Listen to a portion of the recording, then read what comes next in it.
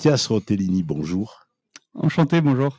Vous êtes membre de l'association Carbone 4, qui est aussi entreprise conseil, mais je suis sûr que nos auditrices et nos auditeurs ne savent pas très bien ce qu'est Carbone 4. Qu'est-ce qui se cache derrière à la fois ce nom et ce chiffre? Alors, donc, en effet, c'est un cabinet de conseil qui existe depuis 2007, un cabinet de conseil indépendant et qui est spécialisé sur les thématiques d'atténuation et d'adaptation au changement climatique, notamment auprès d'entreprises. Et moi, là, cet après-midi, je représente notamment le projet MyCO2 au sein de ce cabinet Carbone 4, qui vise à développer un atelier de sensibilisation au changement climatique via le prisme de l'empreinte carbone personnelle. Qu'est-ce que ça veut dire? Ça veut dire qu'on fait, à travers des ateliers de 200, 250, 300 personnes, calculer en direct aux participants, participantes, leur empreinte carbone personnelle. Et je pourrais revenir dessus, je pourrais revenir sur en quoi consiste Mmh. exactement cet atelier. Donc ça, c'est un peu pour, ce qu'est Carbone 4 et ce que je fais au sein de Carbone 4. On essaye d'accompagner également, pas juste les entreprises, mais différentes parties prenantes sur, bien redéfinir le concept de, contribution à la neutralité carbone. Qu'est-ce que ça veut dire pour une entreprise, pour un territoire d'être neutre? On agit sur différentes thématiques, sur différents sujets. Et pour revenir sur le nom Carbone 4, pourquoi 4? Parce qu'au moment où a été, créé le cabinet Carbone 4, l'objectif de réduction d'émissions de la France était de diviser ses émissions par 4. Vous essayez en fait d'amener progressivement les citoyens à être des consommateurs en quelque sorte. Oui, oui, tout à fait. Et donc pas être des consommateurs, oui, certes, et aussi avoir en tête le chemin qu'il y a à parcourir pour respecter l'accord de Paris, ici principalement à l'échelle de la France, même si on s'adresse aussi à d'autres pays, qui est de passer de 10 tonnes d'émissions de CO2 en moyenne par personne aujourd'hui à 2 tonnes d'ici 2050. Et donc déjà que les citoyens et citoyennes puissent avoir ces ordres de grandeur en tête, c'est une étape importante. Et ensuite, pour arriver à ces 2 tonnes, il y a la part consommateur, mais il y a également, bien entendu, l'impact de l'État, l'impact des entreprises. Mais donc nous, on se focalise sur la partie citoyen-citoyenne, mais on fait en sorte que le citoyen et citoyenne puissent avoir en tête également la part qui puisse être mise en place dans cet effort par les entreprises et les acteurs publics. Et c'est vrai que ce réchauffement climatique, on en parle beaucoup, on en voit les effets certes ponctuellement, mais je pense que le citoyen lambda ne mesure pas Mmh. la vitesse de l'évolution de ce changement climatique parce que on ne le voit pas. C'est très insidieux.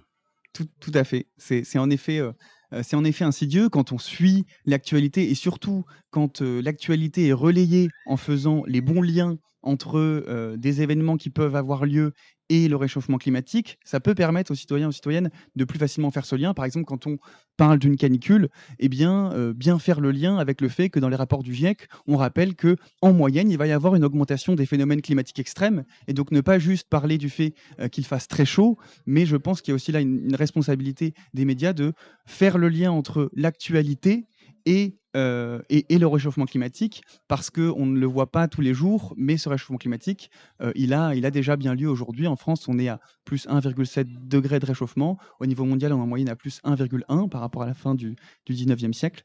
Donc il y a le citoyen, pour qu'il puisse faire ce lien, il y a aussi une responsabilité dans la manière dont est communiquée l'actualité. Alors c'est vrai qu'il y a une campagne d'information qui s'impose, mais aussi le fait que ces canicules, ces dérèglements climatiques, inondations, tornades, ouragans auxquels nous assistons très Mmh. régulièrement, ne se reproduisent, et c'est un bien, à intervalles assez irréguliers. Donc on ne Mmh. fait pas toujours le lien Mmh. entre leur apparition et le réchauffement climatique.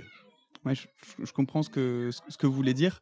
On a la entre guillemets, la chance d'aujourd'hui que ce soit encore des événements ponctuels et bah, nous, tout notre travail, à nous, c'est de, faire en sorte que, on réduise la courbe d'émissions, qu'on crée un mouvement, donc via MyCO2 et aussi également dans les entreprises au niveau des citoyens, citoyennes, pour, respecter l'objectif des accords de Paris, pour passer de ces 10 tonnes à ces 2 tonnes pour limiter le réchauffement climatique en dessous de 2 degrés, pour que bah, ces événements restent ponctuels et que pour là, l'augmentation qu'on ait actuellement ne devienne pas la norme. C'est là tout l'enjeu, c'est qu'en effet, actuellement, on peut voir une accélération mais l'idée, c'est que ça ne devienne pas la norme dans le futur et c'est pour ça que toutes les personnes investies pour l'atténuation du changement climatique, je pense, se battent notamment. Oui, mais Mathias Rotellini, si je vous suis bien, il faudrait que nous devenions pratiquement sobres et que nous essayions de renoncer à un certain nombre de Mmh. biens Alors, matériels. Est-ce que nous sommes prêts à faire cet effort mmh, nécessaire? Est-ce que nous comprenons qu'il y a un mmh, lien mmh, entre ce réchauffement climatique et l'effort qui mmh. nous est demandé? Eh ben, merci beaucoup d'avoir amené ce terme de sobriété, qui est important et que, enfin, vous avez dit qu'il faut qu'on soit sobre, ne devrions-nous pas être sobre, qui est important et en effet, il y a deux façons dont est traitée, cette actualité climatique et 2 manières de passer par exemple de ces 10 tonnes à ces 2 tonnes ou de réduire nos émissions de 5 par an. C'est également un chiffre qu'on peut retenir, de réduire nos émissions de 5 par an. Il y a une manière de, heu, repenser nos usages, il y a des, potentielles, ruptures technologiques également. Mais dans tous les cas, on sait qu'il va y avoir une nécessaire sobriété, dans nos usages, dans nos consommations, peut-être dans nos déplacements selon les déplacements qu'on fait actuellement. Donc, est-on prêt? Ça dépend de chacun, chacune. Là, on a pu voir, je crois que c'est cette semaine notamment, mais c'est plus en lien avec l'actualité géopolitique, le gouvernement a annoncé un plan de sobriété énergétique. Il me semble que c'est, après je ne veux pas me tromper dans les chiffres, mais, une planification de la réduction de consommation énergétique de 10. Alors c'est plutôt en lien avec l'actualité géopolitique, du fait qu'on ait, un approvisionnement en provenance de Russie, qui baisse ou qui tout simplement, n'arrive plus, plutôt que à cause de l'urgence climatique, mais cette sobriété, en effet, elle sera nécessaire pour atteindre nos objectifs, en plus d'autres choses comme, alors si on prend l'exemple, entre un trajet, en avion, quand on regarde ce qu'on appelle un facteur d'émission, c'est la manière de mesurer à quel point, par exemple, un système de transport va être émissif. Quand on regarde ce que dit l'Agence de la transition écologique en France, on est à 230 grammes de CO2 par kilomètre, donc 230. Quand on regarde un trajet en TGV, en France, on est plutôt à 2 grammes. Donc 100 fois plus, 100 fois moins. Donc il y a un volet sobriété et puis il y a également la façon repenser nos habitudes de vie qui peut être mis en place. Donc là, si je parle du volet déplacement, mais ça peut être fait sur d'autres choses, sur l'alimentation, une nécessité de végétaliser notre alimentation, sur le logement, une nécessité d'électrification de nos logements. Si on parle d'achat, une nécessité d'allongement de la durée de vie de nos équipements. Donc on a plein de leviers également sur lesquels agir avec de la sobriété nécessaire, mais aussi plein d'autres choses. On peut investir pour l'efficacité énergétique de nos bâtiments, pour une meilleure isolation, et faire en sorte que on mette en place des mesures qui aillent dans le sens du climat et également de la justice sociale, par exemple, avec des aides à la rénovation de logements, de passoires énergétiques. Donc il y a plein de choses qui peuvent être mises en place par différents acteurs, acteurs publics, citoyens, entreprises. Est-ce que vous avez l'impression que nous sommes prêts, nous les citoyens français, ou plutôt les jeunes sont prêts à faire cette action? Je pense en particulier au coup de gueule poussé par Greta Thunberg dans diverses tribunes du monde. Je pense qu'en moyenne, je dirais que les jeunes sont plus prêts peut-être que les autres générations. Le sont-ils tous et toutes? Non, pas encore, mais en moyenne, oui, je dirais que les jeunes le sont plus près, aussi parce que, bien entendu, c'est sûrement plus simple de remettre en question, des habitudes de vie qu'on a peut-être que depuis, 1 ou 2 années ou qu'on n'a pas encore, établies. On n'a pas encore, forcément, acheté de maisons, d'appartements, on n'a pas, enfin, typiquement à titre personnel, je n'ai pas de famille. Donc j'ai aussi une flexibilité potentiellement plus importante, que d'autres personnes, mais je dirais qu'en moyenne, les jeunes sont plus prêts, oui. Alors, je crois que votre initiative est tout à fait intéressante, c'est de permettre aux gens de calculer Mmh, c'est leur empreinte carbone, de manière à ce qu'ils puissent se rendre compte peut-être du chemin qu'il leur reste à parcourir si nous voulons toutes et tous atteindre l'objectif des accords de Paris. c'est exactement ça et j'en profite pour expliquer, que d'ailleurs aux personnes qui nous écouteraient, que vous pouvez vous inscrire gratuitement sur notre site myco2.fr. Donc myco2, c'est comme my CO2 et dans, l'onglet particulier, vous verrez tous les 15 jours, on propose des conférences gratuites et donc, l'objectif à travers, bien entendu une atmosphère non culpabilisante, ludique. L'objectif, c'est que chacun, chacune puisse poser toutes ses questions sur ce sujet et comprendre où il en est, où se cache, le carbone dans leurs habitudes de vie, à chaque habitude de vie, quelles émissions, de CO2 sont associées, pour établir un point de départ, avoir bien en tête un point de départ et ensuite voir en fonction de chacun de chacune, ce sur ce quoi il se sent prêt ou prête à agir et pour quelle action, quel est l'impact. Et c'est important d'avoir des impacts personnalisés parce que en fonction que son logement soit plus ou moins isolé, en fonction de son système de chauffage, qu'on soit au fioul ou qu'on soit à la pompe à chaleur, eh bien réduire par exemple la température d'un degré n'aura pas le même impact. Et donc, d'où cette importance d'avoir des impacts qui soient personnalisés. Et également, je vous expliquais que Carbone 4 travaillait sur ces thématiques depuis 2007. On est un cabinet expert reconnu sur ces thématiques. Et donc, du coup, à travers ce projet, l'idée, c'est aussi de diffuser au plus de personnes possible nos connaissances sur ces sujets complexes. Vous avez l'impression que le grand public est de plus en plus sensible à ces problématiques? Oui, ouais, ouais, on le voit, au sein de l'entreprise. Il y a de plus en plus de demandes pour, sur ce sujet, sur, de la formation, de la sensibilisation au changement climatique. Donc, il y a en effet, une comment dire?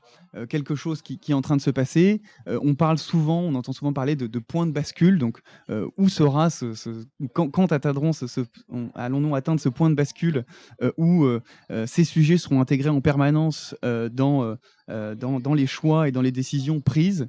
Eh bien, je ne peux le dire, mais en tout cas, notre objectif à travers ce projet MyCO2, c'est de faire en sorte qu'on y arrive plus vite. Et donc, pour ça, on va essayer de faire des partenariats avec des influenceurs, des influenceuses, leur proposer, qui proposent à leur communauté, en partenariat avec nous, de calculer leur empreinte carbone personnelle. Parce que le gros biais qu'on peut avoir, c'est de s'adresser principalement à des personnes qui sont déjà intéressées par ces thématiques. Et là, toutes les questions que vous me posez en ce moment, c'est au final, qui est intéressé par ça et un peu comment aller chercher les Ben personnes oui, qui ne sont pas encore bien intéressées. sûr, Et bien ben là, sûr. je me permets de lancer un appel du coup, si vous êtes intéressé et que vous avez une certaine influence, sachez qu'on fait des partenariats en plus de nos interventions d'entreprise, pour proposer à vos communautés à vos communautés sur les réseaux sociaux ou autres, en partenariat, de calculer leur empreinte carbone personnelle. Même si vous n'êtes pas positionné sur ce sujet, en fait, c'est notre but aussi de collaborer avec vous pour aller toucher d'autres personnes. Et puis, il ne faut pas se leurrer, on va être contraint, tôt ou tard. On a atteint finalement le pic de déplétion en matière d'énergie fossile et de pétrole est dépassé depuis longtemps. Aujourd'hui, on sait que ça ne reviendra pas et qu'il va bien falloir qu'un jour ou l'autre, on essaie de trouver d'autres ressources et que nous n'en avons pas des tonnes à notre disposition. Tout à fait, il y a ce qu'on peut souvent appeler la double contrainte énergique et climatique. Donc en plus de la contrainte énergétique et climatique, on a un intérêt aussi en termes de souveraineté à prendre en compte et à décarboner notre économie pour faire en sorte d'être moins dépendant également de pays dont on ne souhaite pas forcément être dépendant. Et cela, ça peut se faire notamment via la décarbonation de notre économie. Alors effectivement, vous parlez carbone 4 de la France, mais la France est insérée dans notre pays. On parlait de Mhm. frontières juste avant vous. Et c'est vrai que ça nécessiterait aussi une coopération de l'ensemble des États de la planète. Or, ce qui est paradoxal, c'est souvent les pays les plus nombreux Mhm. qui polluent le moins. Alors qu'est-ce que vous voulez dire par pays les plus nombreux? En termes d'habitants, Alors, les pays les plus nombreux, donc la Chine, on est autour de je ne parlais pas de la Chine, je parlais 6-7 de l'Inde. tonnes. L'Inde, L'Inde, on est autour, en effet, on est alors est-ce qu'on est à 5-6 tonnes? Mais on est à 2 fois moins sûrement que l'empreinte carbone française moyenne, 3 fois moins que les États-Unis. Donc si si on s'intéresse à certains pays africains, on va être à moins d'une tonne de CO2 par personne, là où en France on a 10, aux États-Unis à 15. Donc les pays les plus riches en moyenne vont émettre beaucoup plus que les pays les plus pauvres. Et je lisais une étude qui disait que je crois que c'était 1% de la population la plus riche qui émettait 70 à 75 fois plus que 50% de la population la plus pauvre. Donc il y a, avec ces sujets d'atténuation du changement climatique, un sujet très lié qui est le sujet de la justice climatique et de la justice sociale, parce qu'on sait que des pays qui vont moins émettre vont subir à court terme de manière plus importante en plus ces effets du réchauffement climatique. exactement, et que nous n'avons pas de planète de rechange. Tout Il n'y à a pas fait. de plan B.